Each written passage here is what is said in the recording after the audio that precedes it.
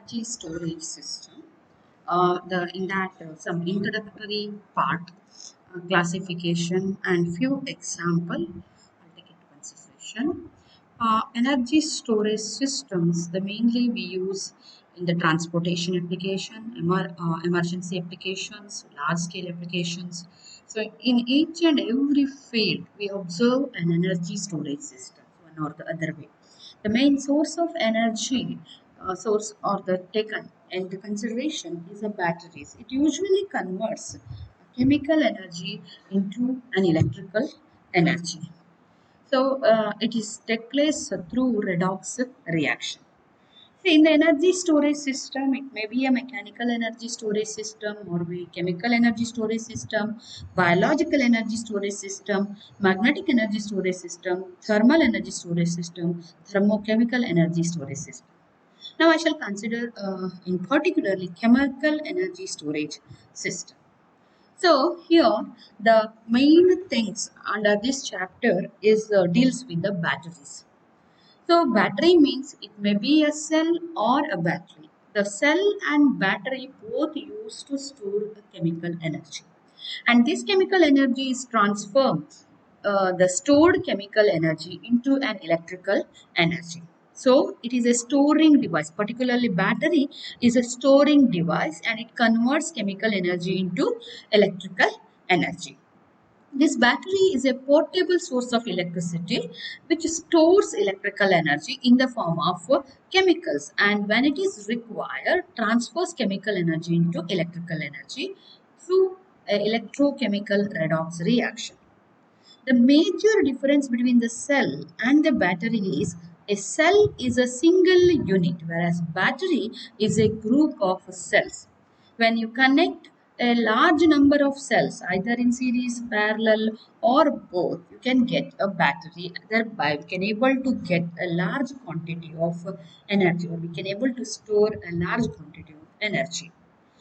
So cell is a single power generating unit which stores the chemical energy and then converted it into electrical energy.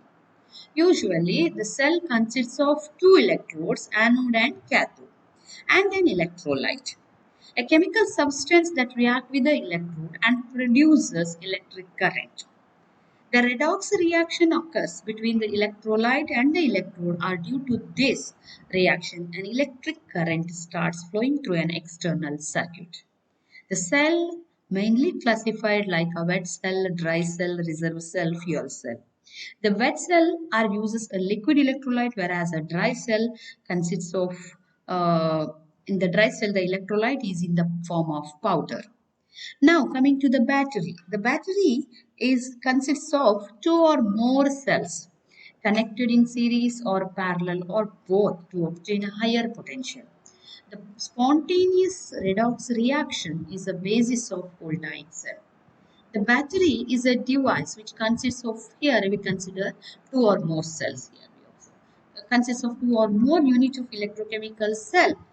The terminal, positive terminal of the battery is known as cathode, whereas the negative terminal of the battery is known as anode. And the battery, thereof again we observe two types, that is the primary battery and the secondary battery. Like, see, we may observe a different way of classification, battery and cell.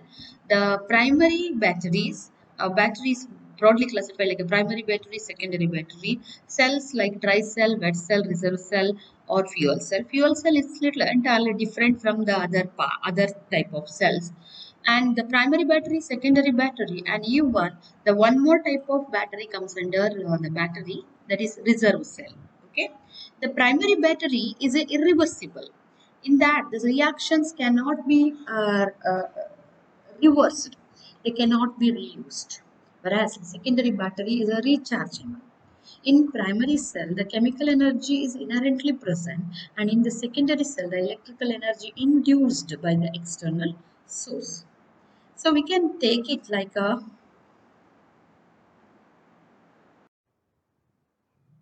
the classification of batteries. The batteries are broadly classified into three categories. You already know there may be a classification like primary and secondary battery, and cells usually classified like a dry cell, wet cell, reserve cell, and then fourth one is the fuel cell. Same way, we may take it this reserve cell, we may consider it under a battery. Okay, so on the basis of that, we can consider like a primary, secondary, and reserve batteries. Okay, the primary battery is a one in which the cell reactions are not reversible, like only the conversion of chemical energy into electrical energy is observed. So it behaves only as a galvanic cell. It fails to behave like an electrolytic cell. Okay, the cell reactions are not reversible, produces electrical energy only if active materials are present. If active material is present, then only you can get the output. And they possess a limited shelf life. That is, as soon as the active material drained, the further reaction or the further conversion of chemical energy to electrical energy is not possible. They cannot be recharged and reused. So the good example for this type of battery is a dry cell, and it is designed for a simple applications or simple use, designed for simple use like a torch. It can be used for a torch or toys or even some other components, normal whatever used battery, non-rechargeable batteries, they are comes under a primary battery. Example, zinc manganese dioxide battery, lithium manganese dioxide battery, etc. The common example what we observed is a dry cell zinc manganese dioxide battery.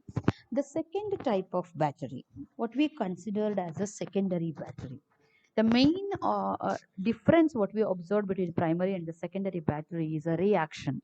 In the case of secondary battery, the cell reactions are reversible and are reusable or and are rechargeable. You can give electrical energy, and that electrical energy can be stored in the form of chemicals. It is possible in the case of secondary battery, but it is not observed in the case of primary battery.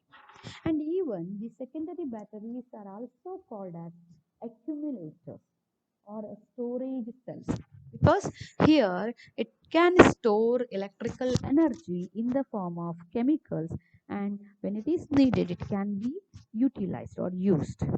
The electrical energy is stored in the form of chemicals. The basic things what we observed in the secondary battery is, by supplying electrical energy, you can able to store electrical energy in the form of chemicals, and and utilizes, and it can be utilized for our or by supplying, for supplying electrical energy.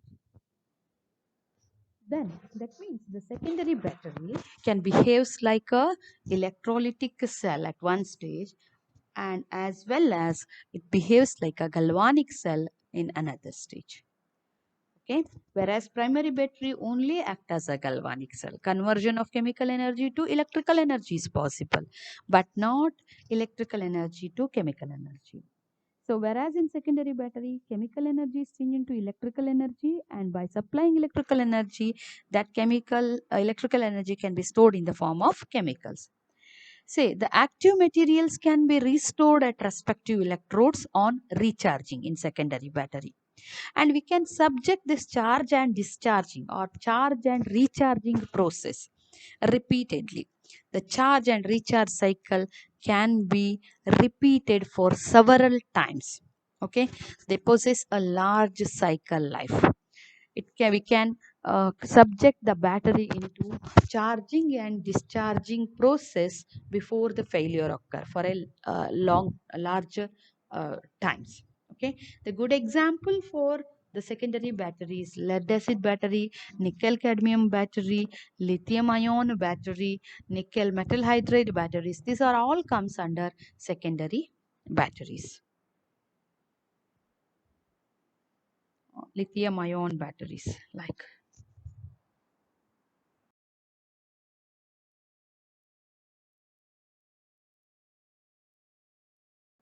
Third category of battery, what we called it as a reserve battery. In the case of reserve battery, that can be stored in an inactive state and made ready for use by activating them prior to their application. Based on their applications, we activate a particular component in the battery, and that battery is ready to use. And that type of battery, what we called it as a reserve battery. The batteries which may be stored in an inactive state and made ready for use by activating them prior to their application. In this type of battery, a key component is separated from the rest of the battery. That means one of the component, key component means one of the component is separated from the rest of the battery. Separated that means they made it to inactive state. Prior to activation, usually electrolyte component is isolated. That is, electrolyte component is made in the form of inactive state, and hence the battery is capable of long term storage. Okay, so one component is made in will kept in the battery, but it is in an inactive state. Say the electrolyte should be in a liquid, so usually it is made into a solid state and made into an inactive state, so thereby that battery can be stored for a longer time, and that's why that battery possesses a good shelf life. And even while constructing the battery, they are designed to meet extremely long and environmentally serve device. It should withstand with variation in the temperature. So that battery can be stored even in the high cold condition or even in a hot area. It will not change their performance. It can be stored in the same form, or it can be stored for a long term, and that means they possess a good shelf life. Okay, so storage requirement. Usually, in the case of reserve battery, water or heat may be the activators. That is, a key component is a electrolyte, and that is activated by adding water or just by giving heat. In water activated batteries, electrolyte solute is contained in the battery. That means the electrolyte what we use during manufacture is in the solid state. Okay, by adding uh, liquid like a water, it can be activated, and only water is added for activation.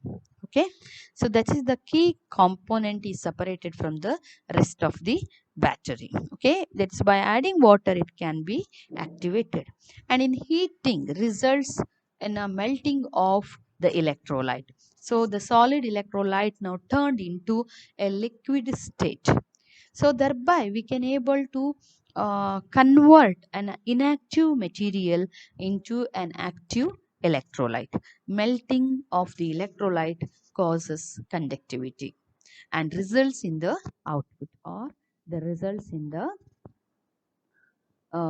redox reaction. It leads to the redox reactions of anode and cathode. The good example for reserve battery is magnesium water activated batteries, silver oxide, mm, then silver zinc and silver oxide batteries. That is the thermal batteries. There we introduce thermal energy, and thereby we can able to convert inactive battery into an active lithium vanadium oxide battery. Like these are the few example for reserve battery. Now I come to one particular type of battery, the construction and working of one particular type of battery I'll consider, that is nickel metal hydride battery. Now I'll discuss about the construction and working of nickel metal hydride battery.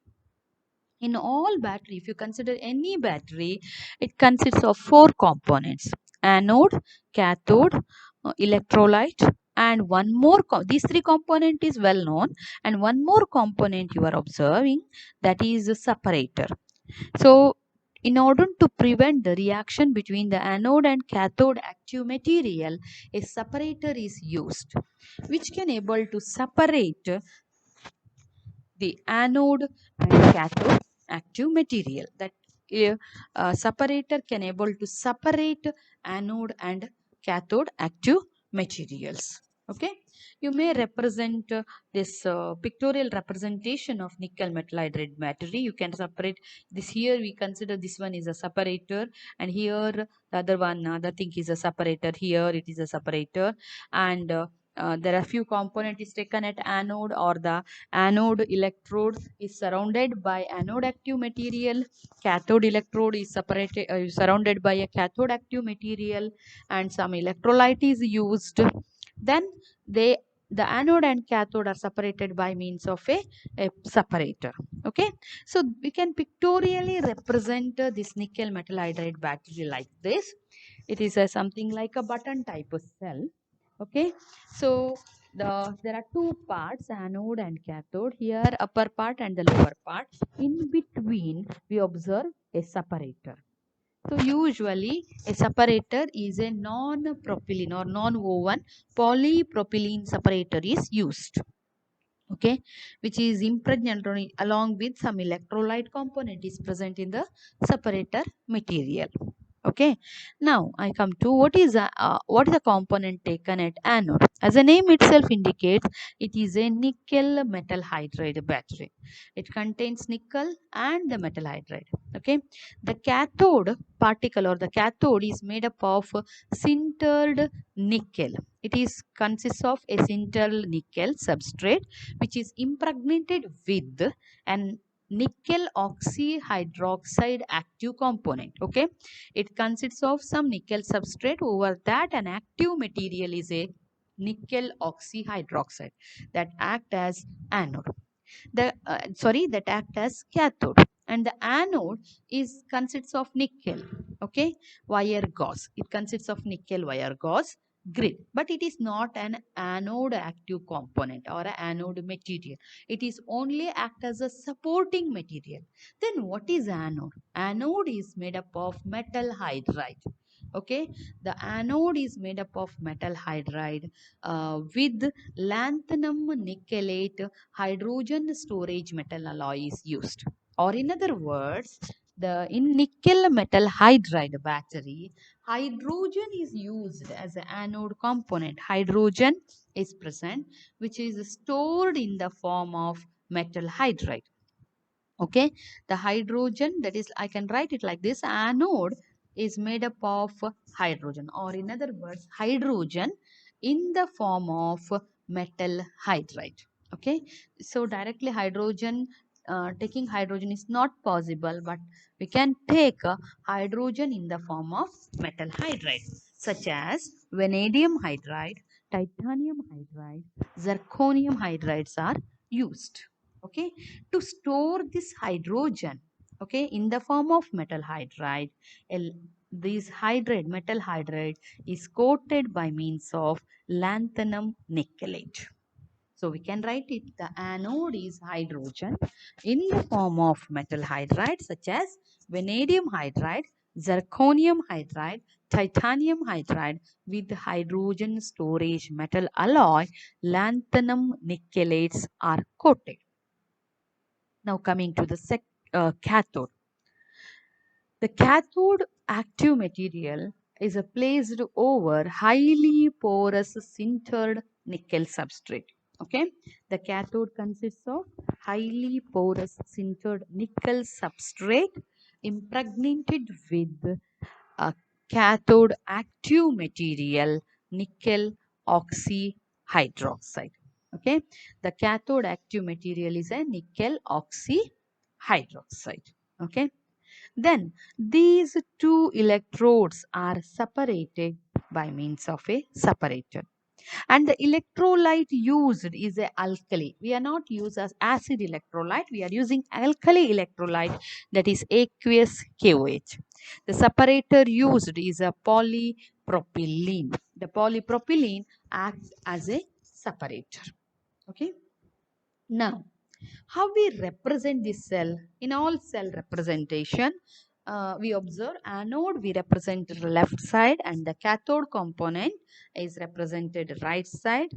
Then we'll introduce the electrolyte in between. So we'll observe metal hydride used at anode. So first we have to write metal hydride in contact with KOH, in contact with nickel hydroxide, further nickel oxyhydroxide. Later I'll tell you why we use a nickel hydroxide, not only nickel oxyhydroxide. Okay. Now I coming to the reaction. Anode reaction is metal hydride in the presence of electrolyte hydroxyl forming metal, water, with the liberation of electron. Anode is oxidation reaction. Here electron is liberated. The cathode is a nickel oxyhydroxide, takes electron in presence of water forming nickel hydroxide and hydroxyl ion. While representing cathode, I took nickel oxyhydroxide as well as nickel hydroxide. The only reason the formed product at cathode is a nickel hydroxide, they get adhered on the cathode surface. That's why while representing the cell, I'll consider both nickel hydroxide as well as nickel oxyhydroxide. So the net reaction is metal hydride interact with nickel oxyhydroxide forming metal and nickel hydroxide. The cell gives a potential of about 1.35 volt or around 1.3 volt. This is about nickel metal hydride battery. It is also a rechargeable one. During charging time, the anode reaction get reversed to or act as a cathode and the cathode act as a anode and the reaction get reversed. Okay. Then application of the cell, it can be used in the cellular phone, computers, then portable devices. In most of the portable devices, we observe nickel metal hydride batteries, portable electronic equipments, then even in electronic vehicles, we observe this nickel metal hydride battery. Okay. So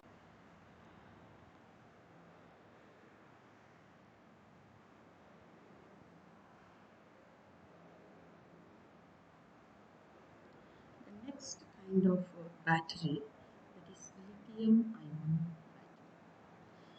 So lithium ion battery, it can able to develop a potential around 3.5 volt, and it is recently developed battery, um, high capacity battery. It consists of the lithium ion battery. The anode is made up of lithium intercalated with a graphite, in which copper act as a current collector. Okay, so we can write it as like C6. Okay, lithium intercalated reversibly its deposition of carbon is observed and copper act as a current collector. And here the cathode is made up of lithium cobalt oxide. Lithium cobalt oxide is a cathode active material and aluminium foil act as a current collector. Here aluminium foil act as a current collector. And these two electrodes are separated by means of a separator. Usually a microporous separator is used. The polypropylene or even polyethylene is used. And the electrolyte used in this case is a lithium salts. So electrolyte what we used is a lithium salts. So usually use lithium is a lithium phosphorus hexafluoride is act as a electrolyte which is dissolved in an organic solvent like dimethoxyethane or propylene carbonate is used. The entire electrode arrangement is kept in a stainless steel or stainless steel or a plastic container.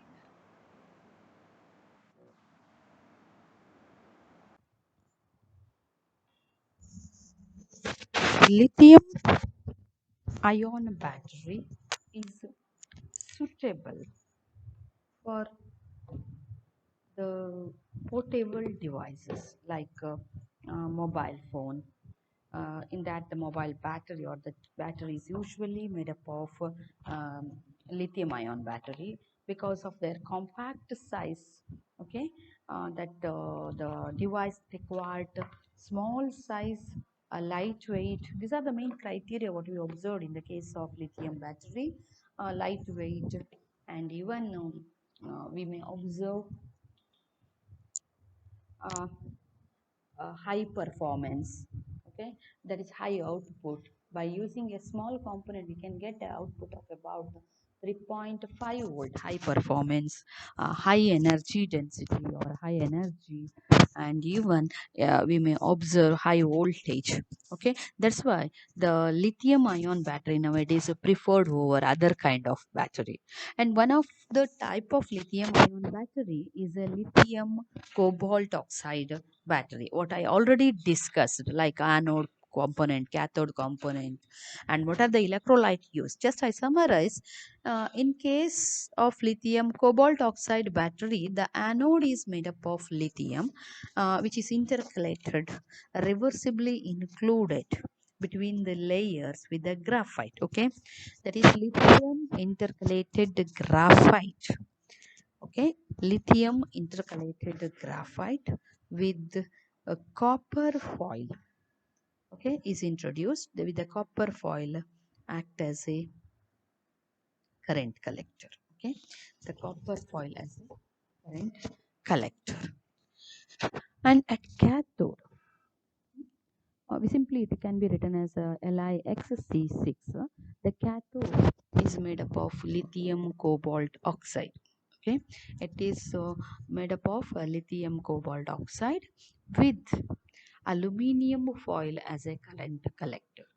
For my convenience, instead of taking LiCO2, I'll take Li1 minus X CO2. Okay, COO2 with aluminium foil as a current collector. Cathode is lithium cobalt oxide with aluminium foil as a current collector. Then the next component is a electrolyte.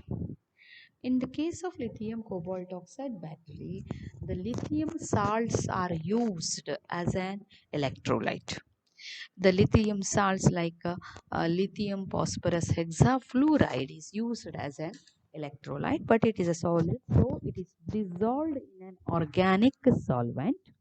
Lithium phosphorus hexafluoride dissolved in an organic solvent such as uh, methylene carbonate or ethylene carbonate, dimethoxyethane, propylene carbonate. We may use a propylene carbonate as a solvent. Okay, propylene carbonate or dimethoxyethane or ethylene carbonate.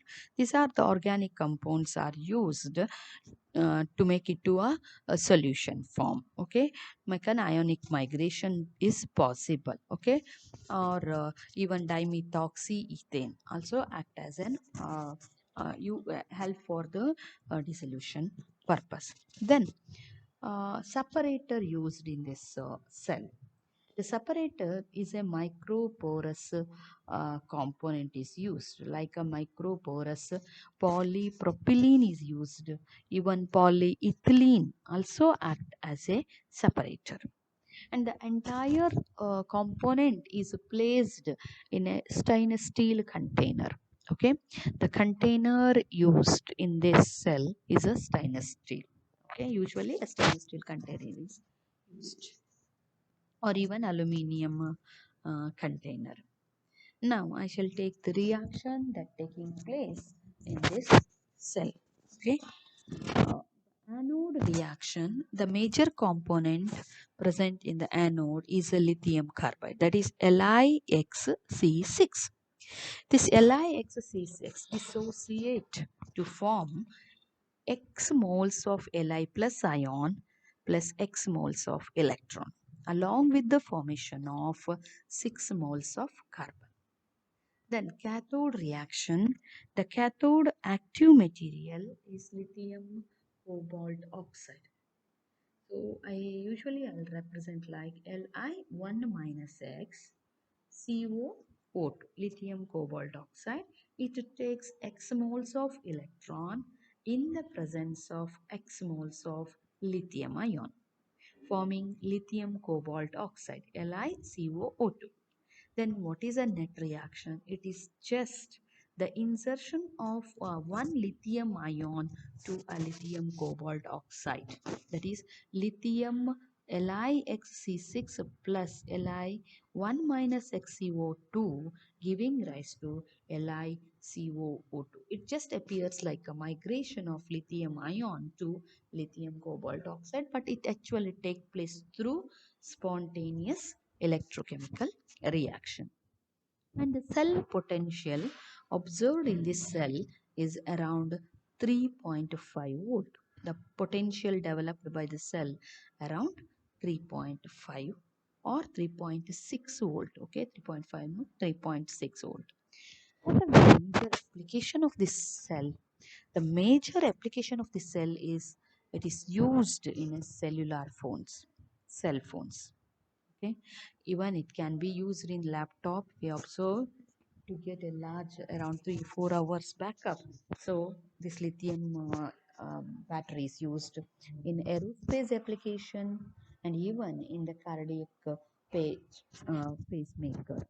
In cardiac pacemaker, this lithium batteries are used. These are the main application observed.